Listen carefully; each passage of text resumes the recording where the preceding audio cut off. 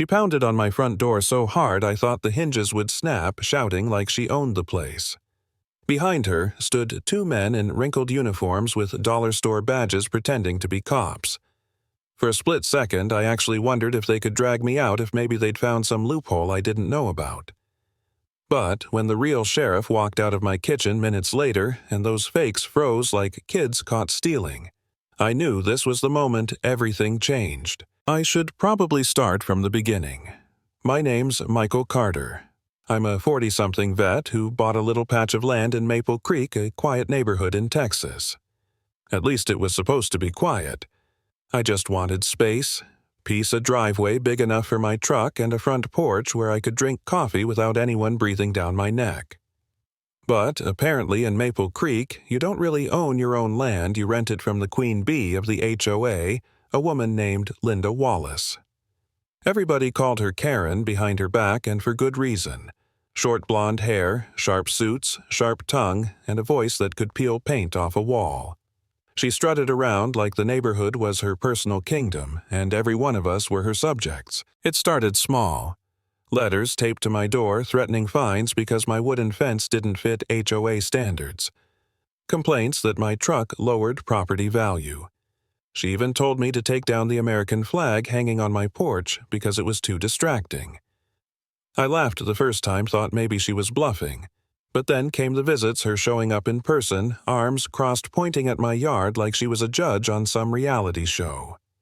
Comply or face consequences, she said one morning, standing on my steps like she owned them. I tried to keep my head down.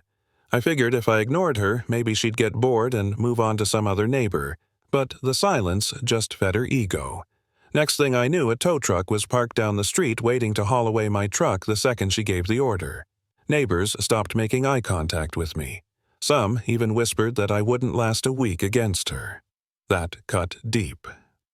I'd been through worse than a suburban dictator, but when you're standing alone against a whole board that bends to her, will you start to doubt yourself?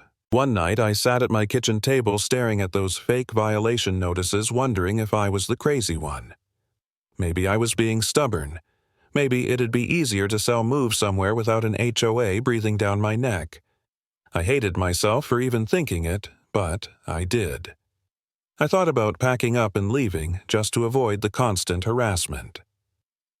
For the first time since leaving the military, I felt cornered in my own home. But then something clicked. I remembered all the times I'd stared down worse threats, all the times I'd been told to back off or give up, and every time I'd pushed through. Why should I fold to some self-appointed neighborhood tyrant? That was the night I picked up the phone and called Sheriff Daniel Brooks, an old friend, a man I'd served with overseas. I told him everything. He didn't laugh, he didn't say I was overreacting. He just said, "Keep calm, I'll be there when you need me." I didn't have to wait long. A couple mornings later, the pounding started on my door. Karen, red-faced, waving a paper like it was the Constitution. "You're trespassing on HOA property," she barked. "Step outside right now, or I'll have you arrested." Right on cue, those two men in cheap uniforms walked up behind her. Their shirts untucked, their shiny fake badges catching the sun like toys. One of them barked, "Sir, you're under investigation. Step outside now." I just stood there. Because even though my blood was boiling, I knew exactly what she was doing. She thought I'd panic, yell, maybe push back. She thought she'd catch me slipping. Instead, I opened my door wider just a few inches and waited. Karen smirked, leaned closer to one of her fake cops, and whispered loud enough for me to hear, "We'll scare him, tow his truck, lock his gate. He'll beg us for mercy by tomorrow." She had no idea I wasn't the one about to beg. Heavy boots echoed on my floorboards. Sheriff Brooks stepped out of my kitchen sunlight, glinting off his badge. His face was calm, but his eyes cut sharper than a blade. He looked straight at those wannabes and said, "Funny, I don't remember deputizing you." Karen's smirk shattered like glass. The two imposters froze. The sheriff plucked the bogus order off my chest, scanned it for a heartbeat, then tore it in half. "This is fraud," he said flatly. "And last I checked, HOA presidents don't get their own police force." Karen scrambled, her voice high-pitched. "Oh, officer, thank goodness you're here. This man is trespassing. He doesn't even own this land. She jabbed a finger at me, desperate. He's squatting. Arrest him already. The sheriff tilted his head, almost amused. Then he turned to me. You got your papers handy. Without a word, I laid a thick folder on the table. Deeds maps, every signature stamped and sealed. He flipped through, nodding like he'd already known the truth. Looks solid, he said. Then slowly turned back to her. So let me get this straight.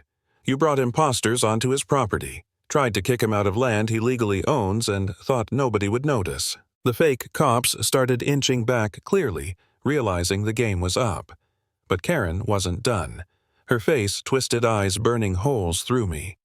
This neighborhood is mine to run. People like him never belong here. The words hit like poison. People like him. The sheriff repeated them, voice low, dangerous. The whole porch went silent. Even the imposters froze. Karen stammered, then tried to force a smirk. Nobody with a truck and a rundown house, lowering property values. Her voice cracked at the end. The sheriff stepped closer, towering over her. This nobody is a decorated combat veteran. He's got more right to stand here than you'll ever have, and you just trespassed on his land with impersonators. The imposters panicked. One ripped his badge off, muttered, "She told us it was legal," then bolted down the driveway. The other followed, tripping over himself in the grass. Karen's confidence crumbled with them. She tried to spin it back, waving her arms. "This is a mistake. I was just enforcing order. You can't prove anything." That's when the sheriff pulled a small black device from his vest. He hit a button, and her own voice crackled back at us. "We'll scare him, tow his truck, lock his gate. He'll beg us for mercy by tomorrow." Her knees buckled. You set me up," she hissed at me, eyes wide with fury. I finally spoke, calm but sharp. "No, Karen. You set yourself up." She sputtered, trying to recover, but the sheriff's voice cut through like steel. "This was recorded on my body cam, ma'am. Perfectly legal, and now it's evidence." Her face went pale, then red, then pale again. She screamed, No, you can't do this to me. I run this neighborhood. Without me, it all falls apart." I laughed, bitter and low. "No, Karen, everyone's scared of you. That's not the same thing." The sheriff listed her charges: impersonation of law enforcement, criminal trespass, harassment, fraud. Each word landed like a hammer. She shook her head wildly, backing up until her heels hit the steps. She turned to the neighbors who'd gathered at the end of the driveway, drawn by the shouting. "You all know me. Tell him I'm in charge here." But the crowd stayed silent. A few shook their heads. One man muttered, "About time someone stopped her." The sheriff's cuffs clicked shut around her wrists. She thrashed like a child throwing a tantrum. "This is illegal. You'll regret this. I'll sue the sheriff's department. I'll sue all of you." He didn't even blink. "Ma'am, the only place you're headed is county jail." As he pulled her toward the patrol car, she locked eyes with me one last time, her voice dropping to a venomous hiss. "You think you've won. This isn't over. I'll ruin you somehow, some way." I stepped forward, steady, calm. "Karen, I didn't fight for this country just to be bullied off my own land. You'll never own me, and you'll never own this neighborhood." She screamed as the sheriff pushed her into the back seat, but the slam of the car door cut her off. The silence that followed was louder than her voice. The neighbors stood there, some whispering, some nodding, one even clapping softly. For the first time since moving in, I felt free. Not safe, not comfortable, free. The weight on my chest lifted as that patrol car rolled away with her inside. And if there's one thing I've learned from this whole mess, it's this: bullies only win when you let them.